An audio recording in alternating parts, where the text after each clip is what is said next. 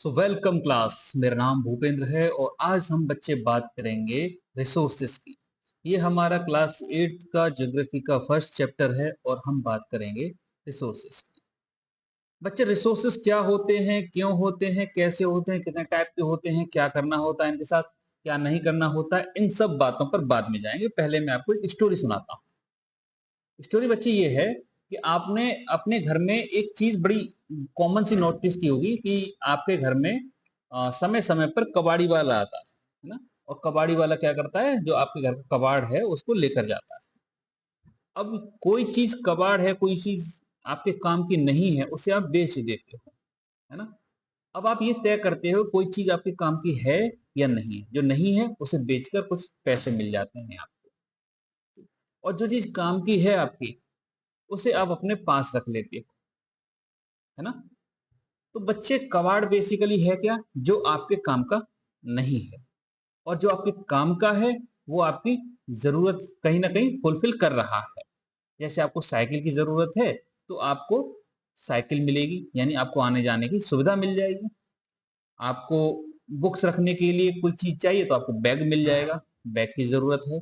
तो कोई जरूरत होती है उसे हम फुलफिल करते हैं, यानी नीड डेवलप होती है तब हम किसी चीज को फुलफिल करते हैं। जिस चीज से फुलफिल की जाती है वो नीड, उसे हम बोलते हैं रिसोर्स। यानी कोई चीज हमारे काम की है। रिसोर्स का मतलब समझ लो, कोई चीज काम की है। और कबाड़ जो आपके काम का नहीं है। देखा ही होगा आपने घर में, कभी कभी क्या होता है कि देखो, मम्मी पापा जब क्या करते हैं कि दिवाली का टाइम आता है, होली का टाइम आता है, तो घर का कबाड़ इकट्ठा करके कबाड़ी को बेच रहे होते हैं। आप जाते हो तो आपको लगता है कि नहीं यार, ये मेरे काम का है। हो सकता है मम्मी पापा की नजर में वो काम का ना हो, लेकिन आपको कभी कभी लगता है कि चलो ये मेरे खेलने काम आ जाएगा, या किसी चीज में काम आ जाएगा, या कोई चीज आपको बहुत प्रिय है तो आप चाहते हो कि इसे ना बेचा जाए, है ना। ये यूजली मैं करता था। मैं क्या करता था कि जैसे कोई कबाड़ बेचा जा रहा है तो उसमें देखता था कि कहीं मोटर मिल जाए, कुछ कहीं कुछ स्क्रू ड्राइवर मिल जाए, है ना। कुछ ऐसी चीजें जो मेरे काम आ सकती हैं या मुझे अच्छी लगती हैं, उन्हें मैं नहीं बेचने देता था। तो बच्चे, कबाड़ से रिसोर्स तक का जो सफर है वो यही है कि किसी की नजर में कोई चीज कबाड़ हो सकती है और आपकी नजर में वो चीज काम की हो सकती है। अगर वो काम की है, आपकी नीड को सेटिस्फाई कर रही है, तो उसे हम रिसोर्स बोलेंगे। ठीक है, बहुत सिंपल है ना। तो रिसोर्स तो बहुत आसानी से समझ में आ ही जा रहा है कि जो चीज हमारे काम की है वो सब चीज हमारे लिए क्या है, रिसोर्स है। जो हमारे नीड्स को सेटिस्फाई करे वो सब क्या है, रिसोर्स है ना। अब यूटिलिटी आपके इस्तेमाल में आ रही है, जैसे कपड़े हैं, आपके इस्तेमाल की चीजें हैं तो आपके लिए क्या हो गया, रिसोर्स हो गया। गाड़ी है, आपके काम की है तो वो रिसोर्स है। पानी है, आपके काम का है तो रिसोर्स है। किताबें, बैग, ये सब क्या है, आपके यूज करते हो ना। जो चीज आप यूज करते हो, जो चीज आपके काम की है, जो चीज आपकी नीड को सेटिस्फाई करे, वो क्या हो जाएगी हमारे लिए, रिसोर्स। और जो हमारे काम की नहीं है, जिसकी हमें जरूरत नहीं है, जो हमारी नीड को सेटिस्फाई ना करे, वो क्या हो गया हमारे लिए, कबाड़। यानी बेमोल, बिना मतलब की चीजें, जिसकी हमारी जिंदगी में कोई वैल्यू नहीं है ना। बिल्कुल ठीक है। अब कोई भी चीज ऐसी है बच्चे जो आपके लिए जरूरी है, तो जाहिर है कि वो कुछ ना कुछ वैल्यू होल्ड करती होगी। वैल्यू होल्ड से मतलब मेरा ये है बच्चे कि जैसे आपको किताबें रखने के लिए बैग चाहिए, ठीक है, तो बैग की कुछ कीमत है कि नहीं। आपको कपड़े चाहिए पहनने के लिए तो कपड़ों की कीमत है, कुछ ना कुछ पे करना पड़ता है आपको। गाड़ी चाहिए तो गाड़ी के लिए कुछ कीमत पे करनी पड़ती है। पानी है, हालांकि पहले के टाइम पे फ्री हुआ करता था, लेकिन आज के टाइम पे इसको भी पे करना पड़ता है। जरूरत है तो फिर पे करोगे, अपनी जरूरतों को पूरा करने के लिए पैसा खर्च करोगे। ठीक है। तो हर जो चीज जो आपके काम की है वो वैल्यू रखती होगी कुछ, उसकी मॉनेटरी वैल्यू होगी, कुछ पैसे उसके लिए लगते हैं। अब देखो बच्चे, ऐसा है कि हमारे पास कुछ चीजें ऐसी हैं जो नेचर ने दे रखी हैं, जिसके लिए पैसा लगता नहीं है। जैसे सनलाइट, उसके लिए कोई पैसा लगता नहीं है ना। जमीन, उसके लिए कोई पैसा लगता नहीं है। हवा, सांस लेने के लिए हवा चाहिए, उसके लिए कोई पैसा लगता नहीं है। पहले पानी पीने के लिए भी कोई पैसा लगता नहीं, तो उस नदियों में बह रहा है, आप जाके पी सकते, कुएं खोद कर पी सकते, तो उसके लिए कोई पैसा नहीं लगता। कुछ चीजें हमारे काम की हैं जिसके लिए हमें पैसा देना पड़ेगा। कुछ चीजें नेचर ने दे रखी हैं गिफ्ट के तौर पर, जिसके लिए हमें पैसा नहीं देना है। तो दोनों ही कंडीशन पॉसिबल है। आपकी जरूरत की चीजों के लिए आपको पैसा खर्च करना भी पड़ सकता है और नहीं भी करना पड़ सकता है। दोनों ही कंडीशन समझ में आ रही है कि नहीं आ रही है? तो बच्चे, जो आपके रिसोर्सेस हैं, इनकी कुछ वैल्यू हो भी सकती है और नहीं भी हो सकती। जैसे आप पहाड़ों पर घूमने गए, सपोज करो आप मनाली गए, है ना, या आप नैनीताल गए। अब पहाड़ों की जो ब्यूटी है ना, पहाड़ों की जो ब्यूटी है उसे देखने के लिए कोई पैसा खर्च नहीं करना, वो नेचर ने दे रखा है सब।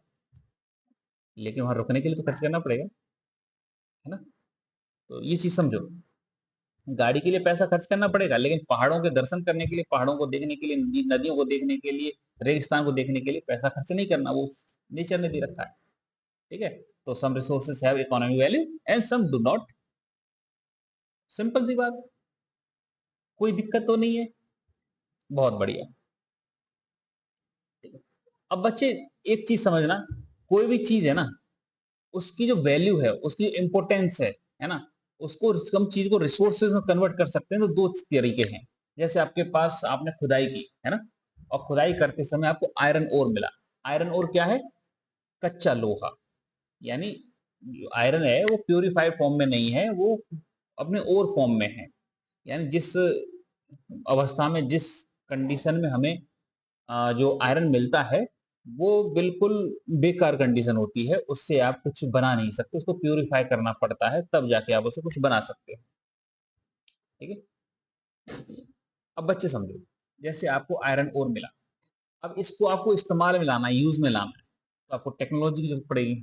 उसे प्यूरिफाई करोगे, उससे रॉड्स बनाओगे, उससे आप गेट बनाओगे, गाड़ियां बनाओगे। ठीक है। तो आयरन ओर मिला तो अर्थ से है, लेकिन उसको रिसोर्स के तौर पर उसका इस्तेमाल अगर आपको करना है, तो आपको उसका प्यूरिफिकेशन करना पड़ेगा। एक और एग्जांपल ले लेते हैं। जैसे आपका पेट्रोल है, पेट्रोल जमीन से निकलता है, लेकिन जमीन से जिस अवस्था में निकलता है उसे हम बोलते हैं क्रूड ऑयल। बहुत काले कलर का होता है, आपके लिए किसी काम का नहीं। ठीक है, वो काले कलर का तेल, वो आपके लिए किसी काम का नहीं है, जब तक कि जब आप उसे प्यूरिफाई कर कर उसमें से डीजल, पेट्रोल, इन चीजों को, केरोसिन को अलग ना कर लें। अगर आप इन्हें अलग कर लेते हैं तो आप गाड़ियों में डाल पाएंगे और अपनी गाड़ी चला पाएंगे। और नहीं प्यूरिफाई करते हैं तो वो किसी काम का नहीं है आपका। तो बस यही चीज समझ लो बच्चे, कि जो आपके रिसोर्सेस हैं, कुछ रिसोर्सेस आपकी टेक्नोलॉजी की डिमांड करते हैं कि भैया इनमें कुछ एडवांसमेंट चाहिए, कुछ टेक्नोलॉजी चाहिए, ताकि आप इनका इस्तेमाल कर पाए। अगर आप प्यूरिफिकेशन नहीं जानते हैं ऑयल का, तो फिर आपके लिए वो क्रूड ऑयल बेकार है। तो प्यूरिफाई करने के लिए टेक्नोलॉजी चाहिए, है ना। गाड़ियां बनाने के लिए टेक्नोलॉजी चाहिए, इन सब चीजों के लिए टेक्नोलॉजी चाहिए कि नहीं? आपका मोबाइल है, आपके लैपटॉप्स हैं, आपके बुक्स हैं, इन सबके लिए कुछ मशीन्स चाहिए, टेक्नोलॉजी चाहिए, डेवलपमेंट चाहिए, तो ही आप इन चीजों का इस्तेमाल कर पाओगे। नहीं तो पेड़ से हमको पता है कि किताबें बनती हैं, कॉपी बनती हैं, लेकिन पेड़ से डायरेक्ट तो नहीं इस्तेमाल कर सकते। उसको एक प्रोसेस के थ्रू निकालना पड़ेगा, एक टेक्नोलॉजिकल डेवलपमेंट डेवलपमेंट और मैकेनिकल डेवलपमेंट करना पड़ेगा, तब जाके हम पेड़ से किताबें बना पाएंगे। फिर उसकी प्रिंटिंग होगी जाके। तो ये सब प्रोसेस चाहिए, तब जाके वो पेड़ आपका किताब के तौर पे कन्वर्ट होता है, और फिर जाके आप उसके लिए, आपके लिए वो रिसोर्स का काम करता है। कभी कभी टाइम भी चीज होती है। टाइम, जैसे आपका पानी है, ठीक है, पानी किसी टाइम पर बिल्कुल फ्री हुआ करता था, लेकिन ओवर द टाइम पीरियड हमने देखा कि भैया पानी की स्कार्सिटी हो गई, तो पानी भी अब पैसों में बिकने लगा, है कि नहीं? समझ रहे हो कि नहीं?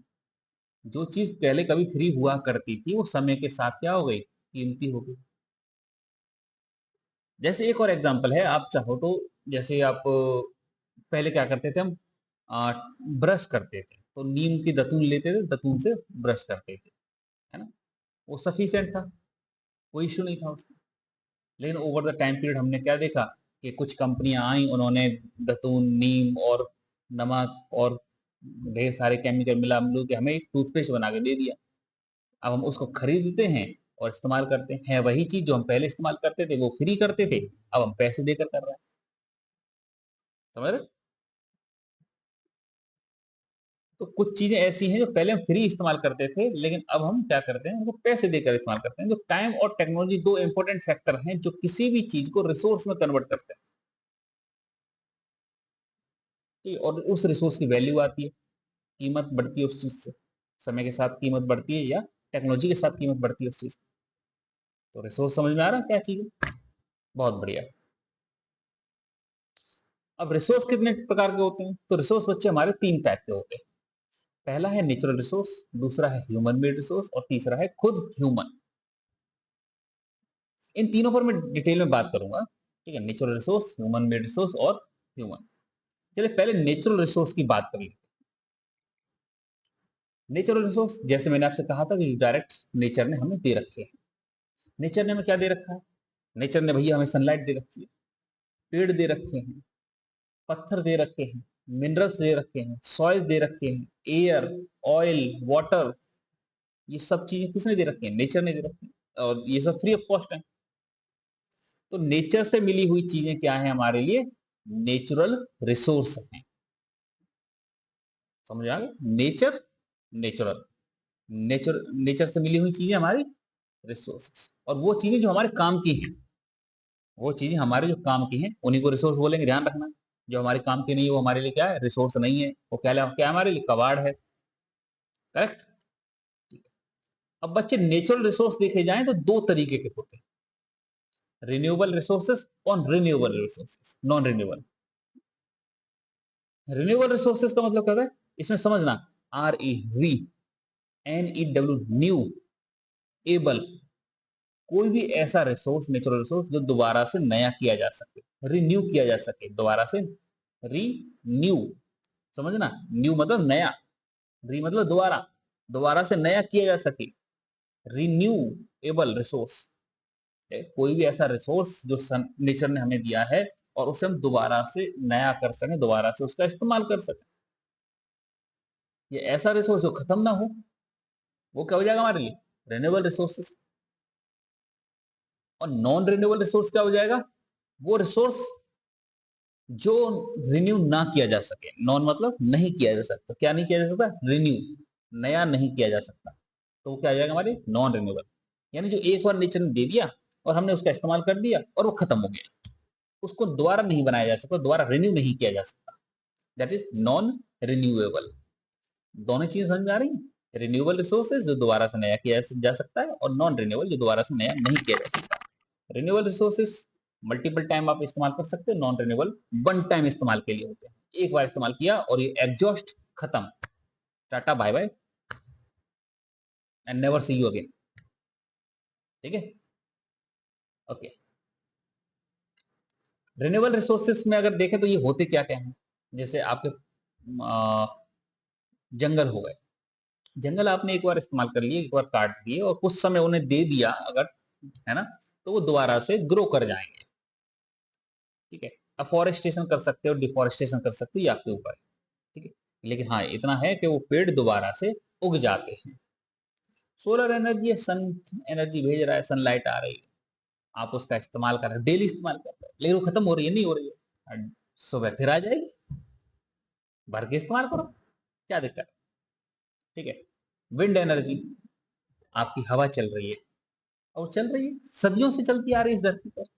क्या वो खत्म हुई? कभी ऐसा हुआ कि भैया हवा बंद हो गई, अब चलेगी नहीं, अब 2 ही घंटे की हवा इस धरती पर बची है चलने की, उसके बाद नहीं चलेगी? ऐसा कभी हुआ? नहीं हुआ ना। धरती पे हवा चल रही है तो हम उसका इस्तेमाल कर रहे हैं। अब हम उसमें अपने विंड मिल्स लगा देते हैं तो एनर्जी बना लेते हैं, नहीं लगा लेते हैं तो हवा तो चल ही रही है। तो ये हवा के अपने काम है, मौसम से हैं, और बारिश को लेकर आना है, ठंड को लेकर आना है, गर्मी को लेकर जाना है, ये सब चीजें हवा के काम के हैं। हवा अपना काम करती है। ठीक है, ऐसे ही आपका पानी है, नदियों से पानी बह रहा है और बहता ही जा रहा है और सदियों से बह रहा है। ऐसा नहीं वो खत्म हो गया। ऐसा नहीं था कि साहब गंगा से पानी एक बार शुरू हुआ था, किसी ने डाल दिया तो वो बहकर समुद्र में मिल गया, अब वो नदी खत्म। ऐसा तो नहीं, वो सदियों से बहता चला आ रहा है और बहता रहेगा। क्यों? क्योंकि वो रिचार्ज हो रहा है। रिचार्ज कैसे होता है? आपका जो पानी है वो समुद्र में गया, समुद्र में धूप पड़ी, धूप पड़ के वो क्या हो गया? गैस बना, भाप बना, और भाप बन के वो बारिश हुई जाके धरती पर, पहाड़ों पर, और फिर से वो बारिश नदी के तौर पे आ गया। तो ये चीज हमने देखी। ये क्या है? हमारे रिन्यूएबल रिसोर्सेस, जो रिन्यू किए जा सकते हैं। ठीक है, कुछ ऑटोमेटिकली, कुछ समय, सब ऑटोमेटिकली रिन्यू किए जा सकते हैं, बस थोड़ा समय चाहिए। ठीक है, ऐसे ही है नॉन रिन्यूएबल रिसोर्सेज, यानी वो रिसोर्सेज जो रिन्यू नहीं किए जा सकते। ध्यान रखना, वो रिसोर्सेस जो रिन्यू नहीं किए जा सकते, यानी उनका आप दोबारा इस्तेमाल नहीं कर सकते हो, उन्हें हम क्या बोलेंगे? Non renewable resources. जैसे ऑयल है, एक बार देखो, ठीक है, एक बार बच्चे आपने क्या किया कि धरती से आपने ऑयल निकाल लिया, ध्यान रखना, धरती से आपने ऑयल निकाल लिया। धरती में क्या है? एक लिमिटेड ऑयल है, ऐसा नहीं कि धरती बन रहा है, लगातार बन रहा है, ऐसा नहीं है। लिमिटेड ऑयल है, एक बार आपने वो निकाल लिया, उसके बाद वो धरती से ऑयल खत्म हो जाएगा। और एक बार ऑयल खत्म हो गया, देन आप क्या करोगे? कुछ नहीं कर सकते। ऑयल बनाने के पास हमारी कोई टेक्निक नहीं है, कोई तरीका नहीं है कि आप दोबारा से क्रूड ऑयल बना लो।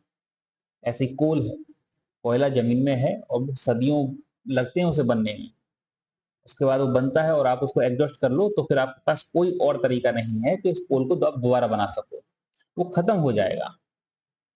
चीजें समझ रहे हो जो मैं समझाना चाह रहा हूँ?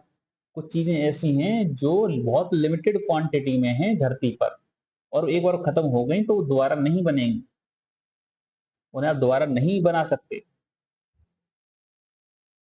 ठीक है, इन्हें हम बोलते हैं नॉन रिन्यूएबल रिसोर्सेस। ऐसे ही है ह्यूमन मेड रिसोर्सेस। अब सेकंड वाले पॉइंट पर आते हैं जो मैंने आपको यहाँ बताया था कि रिन्यूएबल नॉन रिन्यूएबल के बाद, थोड़ा नेचुरल रिसोर्सेज के बाद ह्यूमन मेड रिसोर्सेज। वो रिसोर्सेज जो ह्यूमंस ने बनाए हैं। अब ह्यूमंस ने क्या क्या बनाए हैं? पैसा है, गाड़ी है, बंगला है ना? तुम्हारे पास क्या है? तो तुम बोल सकते हो कि साहब मेरे पास BMW है, ऑडी है, मर्सिडीज है। तो भी बोलो, जरूरी थोड़ी है वही वाला डायलॉग दोबारा रिपीट करना है, बोल सकते हो, कौन चेक करने आ रहा है ना?